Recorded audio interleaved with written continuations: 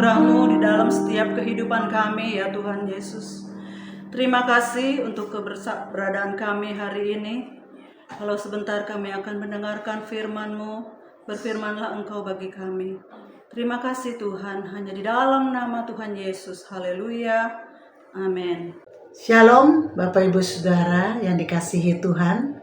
Kita berjumpa kembali hari ini, hari Senin tanggal 24 Maret 2025 di dalam renungan harian intim dengan Allah. Judul renungan hari ini adalah berjudul Iman yang Salah.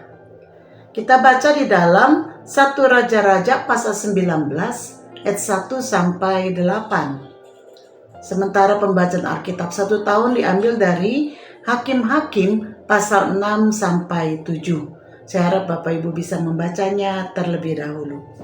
Saya akan baca dari 1 Raja-Raja pasal 19 ayat 2 sampai 4 demikian. Maka Isabel menyuruh seorang suruhan mengatakan kepada Elia, "Beginilah kiranya para Allah menghukum aku, bahkan lebih lagi daripada itu, jika besok kira-kira pada waktu ini aku tidak membuat nyawamu sama seperti nyawa salah seorang dari mereka itu." Maka takutlah ia, lalu bangkit dan pergi menyelamatkan nyawanya. Dan setelah sampai ke Beersheba yang termasuk wilayah Yehuda, ia meninggalkan bujangnya di sana. Tetapi ia sendiri masuk ke padang gurun sehari perjalanan jauhnya, lalu duduk di bawah sebuah pohon arar. Kemudian ia ingin mati, katanya, "Cukuplah itu. Sekarang ya Tuhan, ambillah nyawaku, sebab aku ini tidak lebih baik daripada nenek moyangku." Bapak Ibu Saudara, kita bersyukur Alkitab bukan saja berisikan kisah-kisah yang spektakuler, tetapi juga Alkitab sangat jujur dalam mengisahkan kelemahan dan kegagalan para nabi. Apa yang dialami oleh Elia sangat mungkin bisa terjadi juga kepada kita dan kepada para hamba-hamba Tuhan. Orang seperti Nabi Elia, setelah ia mengalami sebuah kemenangan besar, bahkan sangat besar, atas musuh-musuh Tuhan di Gunung Karmel, sehingga pada saat itu dibinasakan 450 nabi-nabi Baal. Tentu Elia diliputi dengan kegembiraan atas kemenangan tersebut. Tapi sebuah kejadian telah mengubah kegembiraan tersebut menjadi ketakutan. Setelah Isabel, istri dari Raja Ahab, mendengar bahwa 450 nabi Baal telah ditumpas oleh Elia di Gunung Karmel, maka ia menjadi sangat marah dan akan membunuh Elia. Bayangkan saudara, Elia yang begitu gagah berani ketika menghadapi 450 nabi Baal, menjadi tidak berdaya menghadapi perkataan Isabel yang akan membunuhnya. Elia menjadi takut dan melarikan diri menyelamatkan hidupnya. Bukankah ini sebuah kejanggalan? Di Gunung Karmel, Elia dengan sangat percaya bahwa Tuhan akan menjawab doanya ketika dia meminta api turun dari sorga dan membakar korban bakaran di hadapan Raja Ahab dan di hadapan seluruh nabi-nabi Baal. Bukankah jika Tuhan tidak menurunkan api dari sorga membakar korban, maka ia pun akan dibunuh oleh Raja Ahab?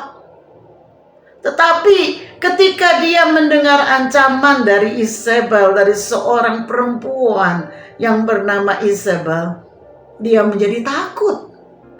Mengapa ia lebih takut kepada ancaman Isabel dan menjadi meragukan kuasa Allah yang bisa menyelamatkannya?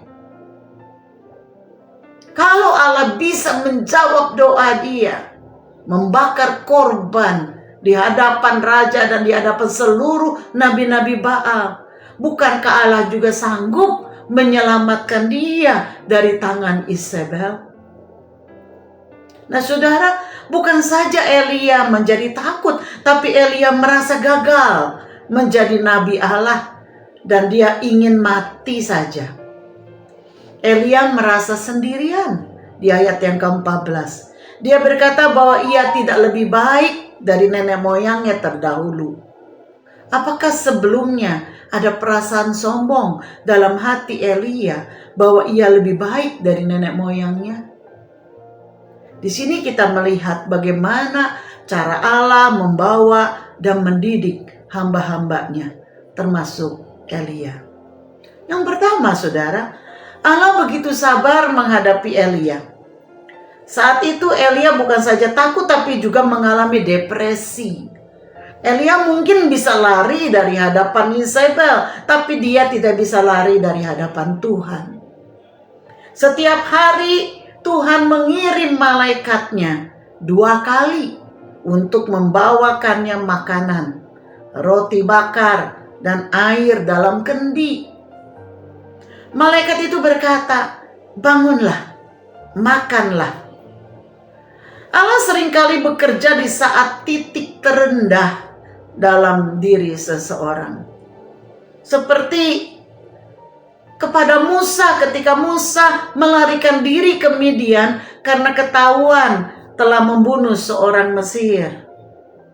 Kepada Abraham ketika Abraham hancur hatinya harus mengorbankan Ishak kepada Allah. Yang kedua, Allah menggunakan peristiwa ini untuk memperbaiki motivasi pelayanan Elia. Ketika Allah bertanya, "Apakah kerjamu di sini, hai Elia?" Elia menjawab, "Aku bekerja segiat-giatnya bagi Tuhan, karena orang Israel meninggalkan perjanjianmu," dan lain-lain. "Hanya aku seorang dirilah yang masih hidup, dan mereka ingin mencabut nyawaku." Ini dilakukan 2 kali di ayat 10 dan ayat 14. Elia merasa berjasa kepada Allah. Elia lupa bahwa Allah memilihnya bukan karena ia hebat dan taat, tetapi karena Allah punya rencana baginya, dan Allah mau memakai Elia bukan untuk menunjukkan kemampuan Elia, tapi untuk menunjukkan kemampuan dan kuasa Allah. Apa perenungan kita hari ini, saudara?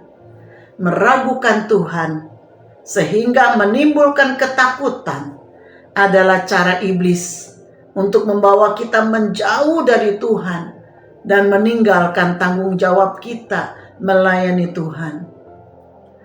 Mungkin saudara sedang mengalami depresi saat ini, mengalami ketakutan, merasa sia-sia segala yang telah dilakukan. Percayalah, dalam segala peristiwa yang terjadi dalam hidup kita, Allah sedang membereskan jika ada pijakan iman kita yang keliru. Mungkin selama ini kita menganggap mengikut Tuhan akan selalu diberkati, penuh sukacita, dan senantiasa berkemenangan. Namun ternyata kasih Allah justru sangat nyata ketika dan pada saat kita berada di titik terendah kita.